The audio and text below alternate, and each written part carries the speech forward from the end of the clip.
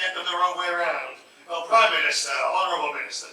And there's an old adage of which you are very familiar. And it basically goes like this. I think it was Winston Churchill who first said it, but he might have been quoting Machiavelli. And it goes like this. Never waste a crisis. And we all know what that basically means, that you have clearly faced the opportunity of crisis in this country, and you now have to decide what to do about it, how to adapt.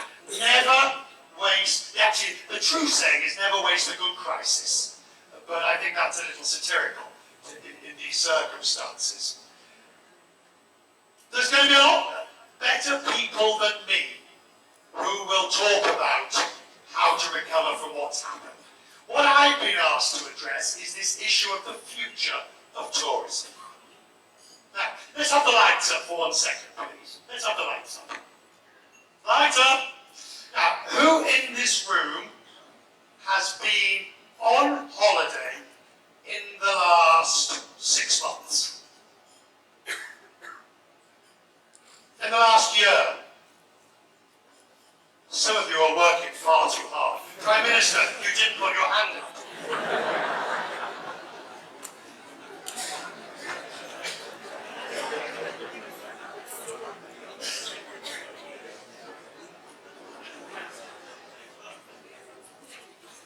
Right, there's too many jokes that could go from that one. Any politician facing election, no, leave it there, Richard. Leave it there. Don't go there. Right, so we've all been on holiday at some point, except the Prime Minister, but we've all been on holiday at some point. And the important thing is, and the reason I ask you that, is that you are both sides of the same coin. You are industry, tourism and travel industry executives, most of you who probably never paid the full price of a holiday. Oh yeah, we're all familiar with the fam trip.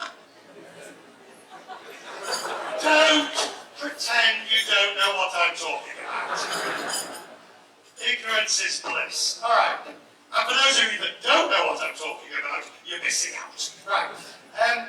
So we've all been on holiday, and we see what it's like, and we provide holidays for other people. And now, look, most of my working life is spent on the road, travelling. So I'm well familiar with it.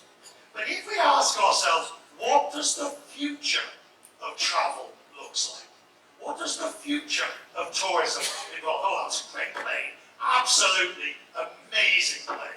And I tweeted about it last night. What does the future of travel look like? Well, first of all, the most important, and for it to be serious for 30 seconds, is of course the issue of security. You don't need me. I assure you of this. I did not travel 6,000 to 7,000 miles to talk to you about security that you were well aware of. So I come here to give no lectures on that. But it did strike me as interesting. How many of you in this room have ever lost your passport while you've been away? Actually, I dropped my US green card 2 weeks ago, leaving the airport. Don't ask me how! Between check-in and getting to security, somewhere the card went missing. And in an instant, I was, besides, I didn't know whether to burst into tears or what. I realised I was screwed. Totally. There is only one document. You can lose your cash. You can lose your credit cards and they will be returned. Lose your passport and you're screwed. And the more I thought about this, the more I thought, hang on a second. What's the point? This is the most obvious of documents. Why do I still need a piece of paper to tell people who I am? What's it got in? All right, you're going to tell me it's got biometric details.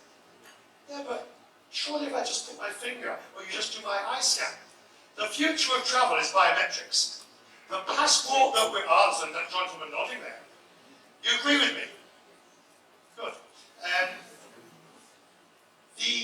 The future, we're already seeing it. Emirates in the Gulf is now creating the first flights to the United States that are purely boarding by biometrics.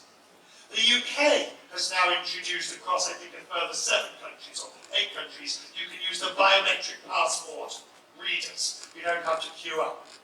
So the future on security, as I'm sure the ministers will agree, is biometrics, because it offers both the opportunity for convenience of you and me, and the added security for the country that you know through the PNR details everybody who's arriving. But will we ever get to a day where we don't need a passport at all, or we don't need a document at all? That I'm not so sure. Who thinks we will ever get to the day where you don't have a piece of paper or a card or a document?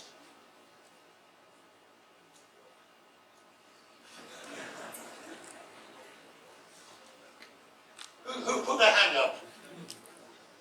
Well, he's a millennial. He probably... what can you say about those who think? Right. The next thing for the future of tourism after security is the environment. Okay, I've got to... How many of you, this is a straightforward, simple test, you're exempt, Minister. How many of you, when you travel, remember to put on the bed for your towels not to be changed or your sheets not to be changed? How many of you don't bother? How many of you are too embarrassed to put your hands up because you know that you don't? That is the simplest example of how we say one thing about the environment and do something completely different. Ladies and gentlemen, in this room are the biggest hypocrites in the world. And I count myself as one of them. I will take a car from the airport to my hotel when there's perfectly good public transport. I will use plastic straws when I shouldn't. I will have my sheets changed when I shouldn't and didn't. But I promise you this, the environment is going to be the biggest issue tourism faces in the future, with the exception of one, which I'll come on to. More than anything else. I mean, the previous speaker very elegantly showed us the young lady who went across the ocean in a boat. We've now got people saying, would you fly? Now, this is worrying for Sri Lanka, by the way, because your long-haul, expensive visitors have to fly 10, 12 hours. And the question of carbon footprint becomes all the more relevant. It's not decisive, by the way. And then you've got the short-haul stuff coming in from India, and you've got questions of, should you fly? When you get people saying they don't fly. The environment, I guarantee you, is the sleeper burner issue. And if you are like me, and you have rolled your eyes every time somebody has mentioned the environment and climate control, and you've thought, oh, please, get over it. The airline industry, which by all accounts, basically accounts for some 2 to 3% of global emissions. But it's rising, but then the industry's rising. The airline industry is only now realizing that they are facing a crisis of public relations proportions because of the environment. And it's exactly the same for hoteliers. So those hoteliers in the audience, I know you have a raft of policies, but soon you will be saying to guests, we will only change your bedding every 3 days. I know you don't want to do that at Taj. You don't want to do that at Cinnamon. You want the 5-star guests to have the choice. Have your linen changed at will. Towels galore. It won't happen. The future is where you're going to end up giving making the choice for the guest. Related to this, of course, is this number one issue for tourism, by far and away. What's the number one? We've done security, what's the other one? Come on. What's the single biggest issue facing the industry globally at the moment? Sorry? Airlines? Possibly. What? Currency? Trade war? Anything else? What?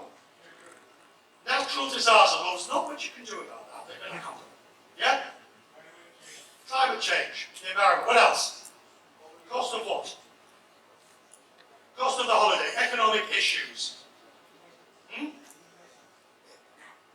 Inflation. It's only about 2% at the moment.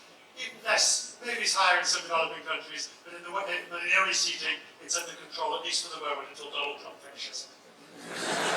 Sorry, did I say that out loud?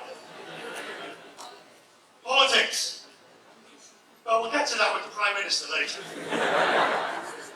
You really are regretting this, aren't you? I will haven't even started. Right, what else? Yes! How old are you? Give this almost millennial a round of applause. Over tourism. I know you do not want to face this issue. Nobody does. But in the last 2 weeks, I have been to Edinburgh Castle, Times Square, Piccadilly Circus, and God help me, the Trevi Fountain in Rome. I could show you the pictures, unfortunately I didn't. Somewhere behind there is the Trevi Fountain. Over-tourism is the single biggest problem that you are going to have to deal with, along with environmental stuff. But the environmental stuff you have some control over. You don't really have much control over tourism. And if you look at the numbers, you're all looking to redo your menus, you're all doing etiquette research to show exactly how you can better accommodate the Chinese visitor. And if you do get a resurgence of growth in the United States or in Europe as a result of quantitative easing from the ECB and lower interest rates of the Fed, and things do start picking up again, you're going to have more long-haul travel. And if India's economy picks up,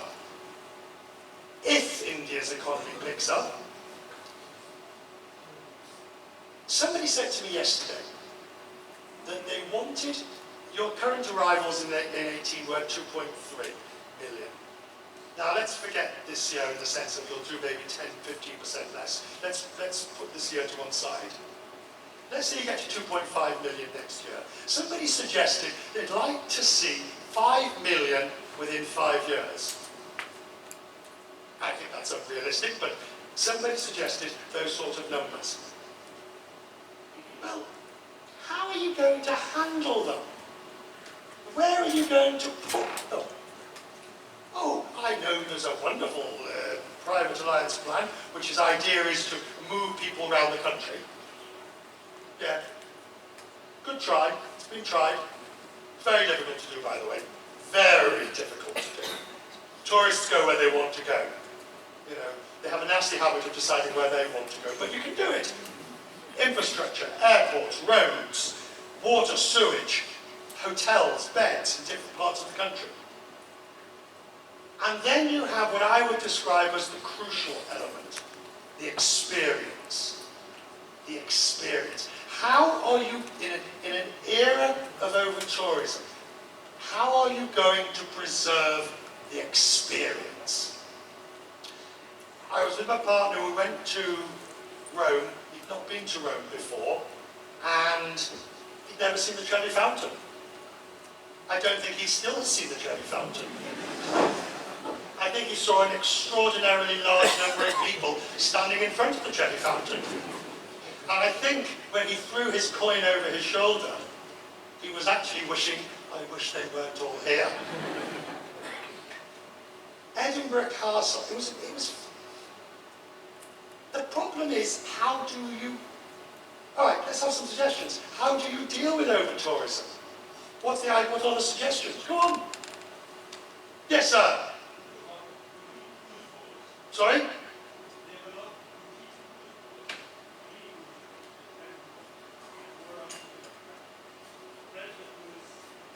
Cruise boats. They come with an entire raft of problems of their own. And the biggest problem of cruise boats is they don't spend in the local communities. They spend on board. Next solution for over-tourism.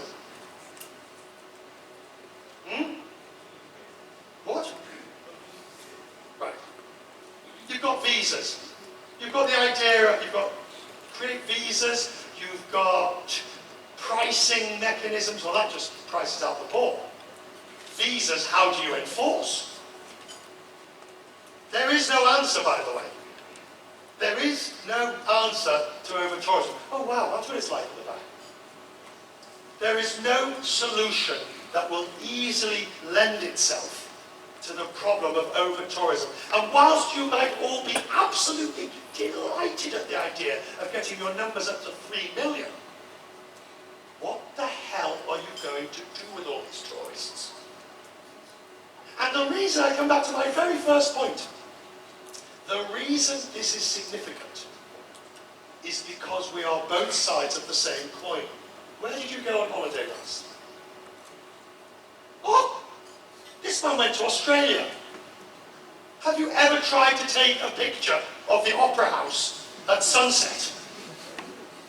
And I tweeted about this.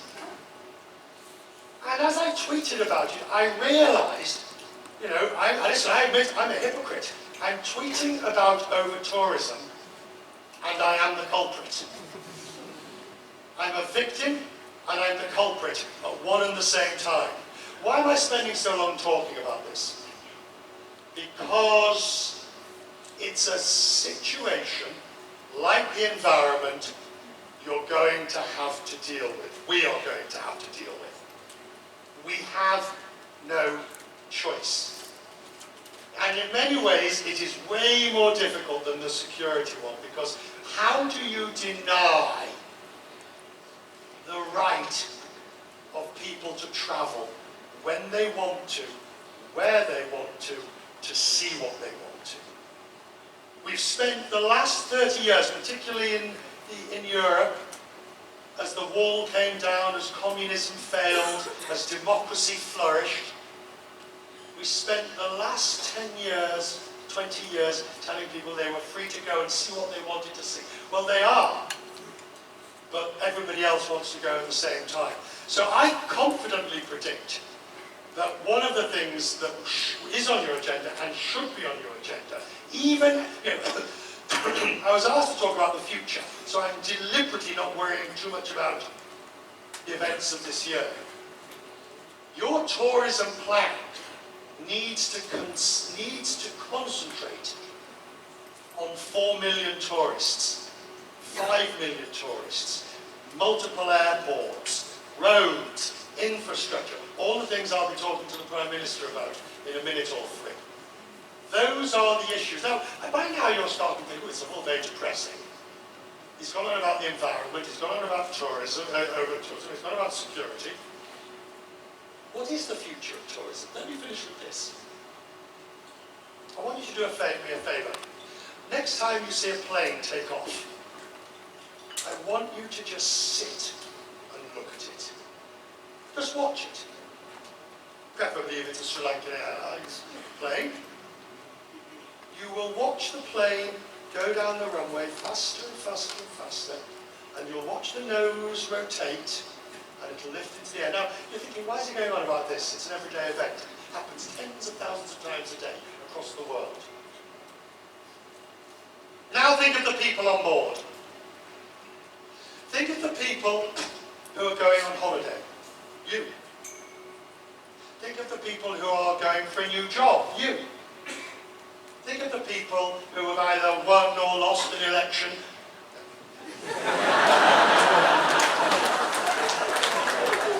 Think of the people who are going to get married? You. Or divorce? You. To bury someone? Anybody. Think of the hopes and the ambitions of those people on board. And that's every single one of us. And I don't care whether it's cinnamon airs, little Cessna with 6 of us going up to the national park to look at elephants.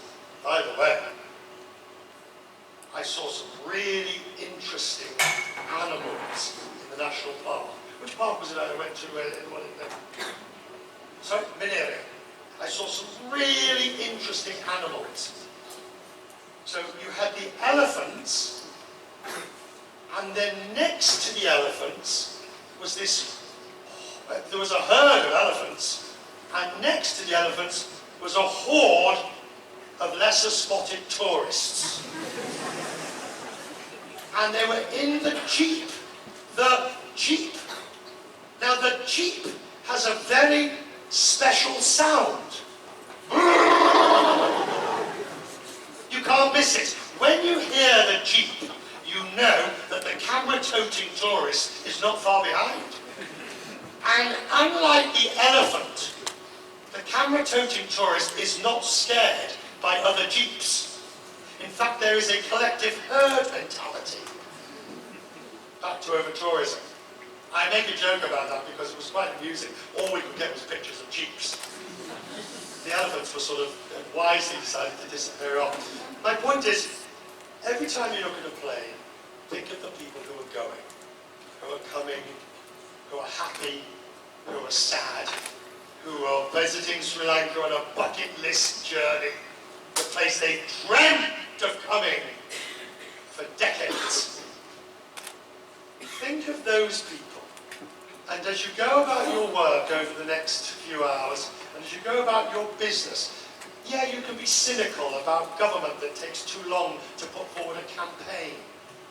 You can be cynical about industry that takes too long to repair a hotel or an airline that won't start flying somewhere. We can all be cynical about it. But there is a beauty to what we do, what you do. And on that, I ask you to reflect. And please, leave me your emails, addresses, so I can send you my travel details to ensure none of you are anywhere near me as I go travelling.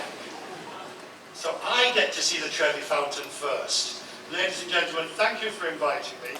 Thank you so much. It's been an honour and a privilege to be here in your one. By the way, you thought I'd finished. No.